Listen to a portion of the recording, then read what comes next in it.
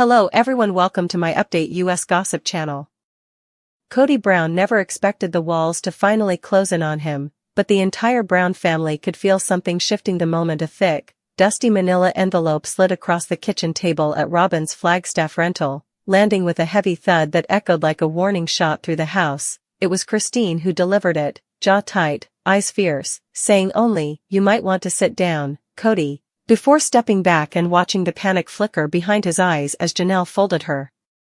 arms and Meri stood stiff and unreadable by the doorway, all three ex-wives united not out of affection but out of necessity, because inside that envelope were the secret Coyote pass documents Kody had kept hidden for years: maps, land transfer forms, handwritten notes, scribbled redivision proposals, tax letters, and most damning of all, a personal statement he never intended for anyone to see, outlining how he planned to secure long-term stability for himself and Robin even if it meant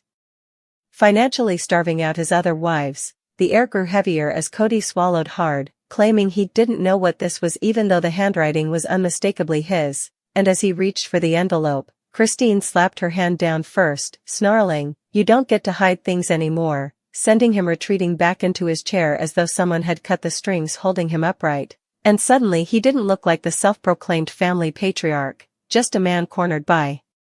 the truth he had buried under years of gaslighting, favoritism, and chaotic leadership that had torn his once massive plural family to shreds. Robin hovered behind him, hands trembling, insisting there must be some misunderstanding, but Janelle fired back that she'd spoken to county officials, lawyers, and even the Arizona assessor's office, gathering proof that Kody had attempted, twice, to transfer the majority of the most valuable parcels into a trust that would benefit only himself and Robin in the event of a major sale, and the shock waves of that revelation rippled through the room like a sudden explosion, leaving even Meri, who had long tried to keep the peace, breathing hard, eyes wide, realizing she too had been played far longer than she ever wanted to admit. Tension crackled like static as Kody stood up, pacing, muttering that the family would have understood the long-term plan if they'd only given him a chance, but Christine shot back that the family had bent over backward for him for decades while he manipulated them with vision boards and empty promises about building on Coyote Pass, turning their sacrifices into leverage and their loyalty into something he could spend like currency. And for the first time in years, the wives spoke as one unified force, their voices overlapping, rising, and finally drowning Kody's excuses in a flood of anger, betrayal, and grief as they laid out everything they knew. The hidden meetings, the secret conversations with planners, the tax warnings he ignored, the quiet financial maneuvering, and even the voicemail recording. Oh yes, Janelle played it on speaker, where he told a friend he was done coddling the ungrateful wives and needed to secure the land before they scatter like they always do, a clip that made Christine visibly shake with fury, made Meri lower her head in humiliation, and made Robin clutch Kody's arm as if trying to stop the bleeding from a wound she could no longer downplay or explain away. The room exploded with overlapping voices, Christine yelling that she'd given him 3 decades of loyalty only to learn he'd erased her from his plans long before she ever left, Janelle insisting she had every right to be furious because she had poured her entire financial future into the dream he manipulated her into believing, and Meri, finally breaking her silence, stepping forward and saying in a calm but icy voice, "You used me, Kody, and you would have kept using me if we hadn't found this," her words slicing sharper than any scream could have as Kody looked at her like he didn't recognize her anymore. The wives pressed forward together, united by shared betrayal, demanding answers while Kody sputtered, defensive, insisting he had tried to protect the family from itself, but the more he tried to justify the lies the deeper he sank, revealing cracks in his story, contradictions, half-truths, vague excuses, and for once, the wives didn't let him derail the conversation or manipulate the narrative, instead presenting a timeline they had pieced together, the missing signatures, the sudden delays, the consultant fees he never told them about, and the contingency proposal that clearly stated he intended to take the north and west parcels, the largest and most valuable, leaving the remaining wives with smaller, less profitable corners of the property. When Meri asked quietly, "Why did you never tell us this?"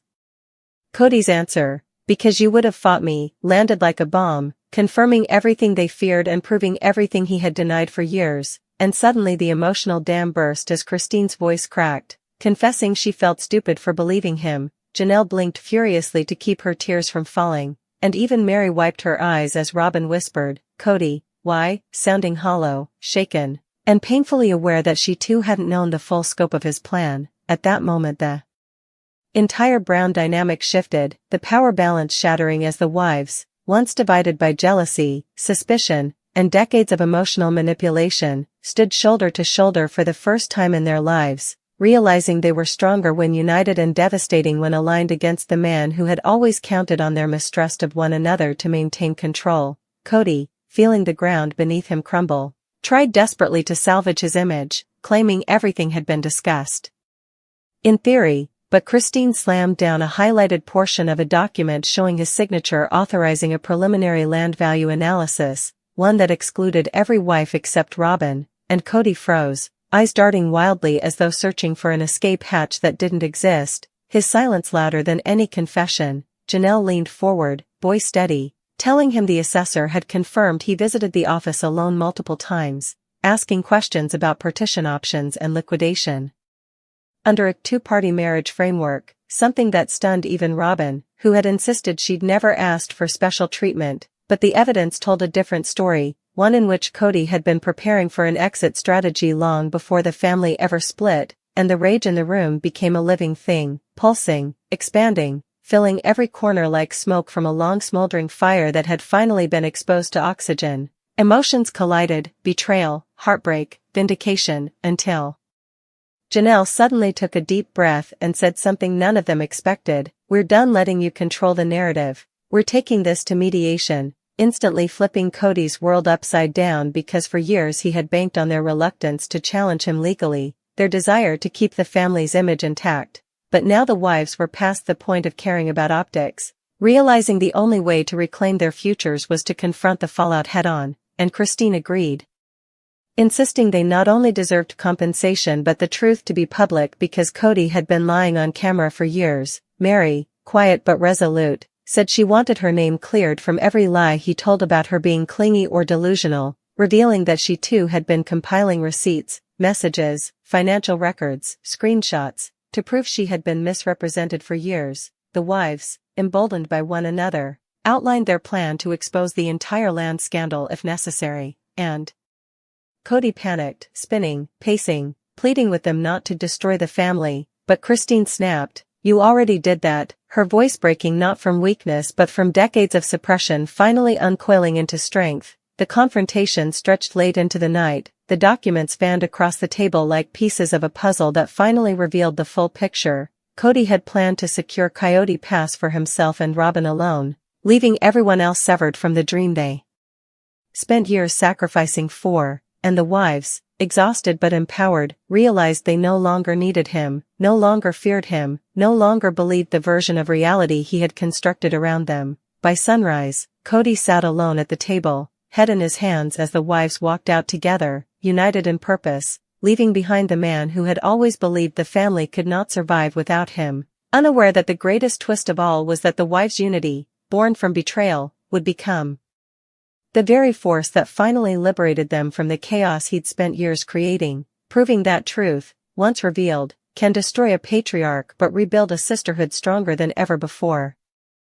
But the real twist came hours later, when news of the confrontation began rippling through the older Brown children, reaching them through a rapid chain of texts, missed calls, and screenshots of the documents Christine had photographed. Suddenly the family group chats, long dormant, fractured, abandoned, lit up like a battlefield as Aspen, Maddie, Logan, and even Paydon reacted with disbelief, anger, and heartbreaking clarity, each of them realizing that the dad protecting his family's long-term vision narrative he'd been feeding them privately was nothing more than a polished lie. Maddie was the first to call Janelle in tears, furious that her mother had been taken advantage of financially, while Logan, usually calm and diplomatic, demanded to speak to Kody directly, insisting he had every right to know why his childhood was spent moving from state to state chasing a dream their father never intended to share equally. The emotional eruption only intensified when Gwendolyn posted a cryptic message online hinting that the truth about Coyote Pass was always going to come out, and as the fans began speculating wildly, Kody realized the story was slipping out of his control faster than he could spin it, forcing him into panic mode as he reached out to each of his adult children, trying desperately to patch the cracks, but every voicemail he left sounded more frantic and disconnected than the last. Meanwhile, Christine and Janelle met privately with a mediator recommended by one of their kids, someone impartial who took one look at the documents and immediately asked, did he really think no one would find these? A question that made both women laugh bitterly, because for years they had underestimated the depth of KODY'S behind-the-scenes maneuvering, too busy surviving emotional whiplash and chaotic family politics to see the full scale of what he had built behind their backs. Even Meri, quietly absorbing every update, finally told her therapist she felt light for the first time in decades, recognizing that her loyalty had not been love but fear of starting over, and that KODY'S betrayal, while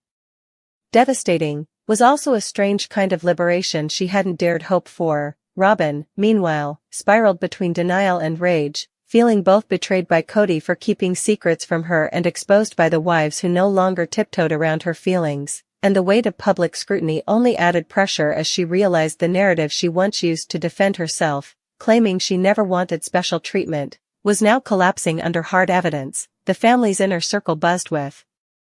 tension as producers from TLC reached out, urging everyone to stay calm and avoid public statements until the network could review new developments. But Christine wasn't interested in protecting the brand anymore, and Janelle, after everything she'd endured, had no intention of letting the network control the truth. Even Meri, once the quiet bystander desperate to keep the peace, privately told producers she would no longer downplay the emotional damage she endured and that she refused to let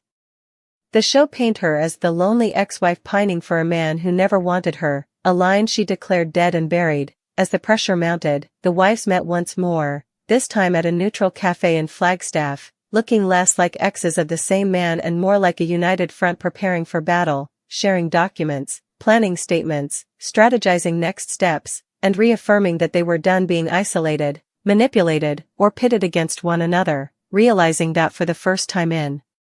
their shared history, they held the power, the proof, and the truth, and they no longer feared what exposing it might destroy, because the real destruction had already happened years ago, and all that was left now was justice, freedom, and the rebuilding of their lives on their own terms, without KODY Brown pulling strings from behind a curtain of deception.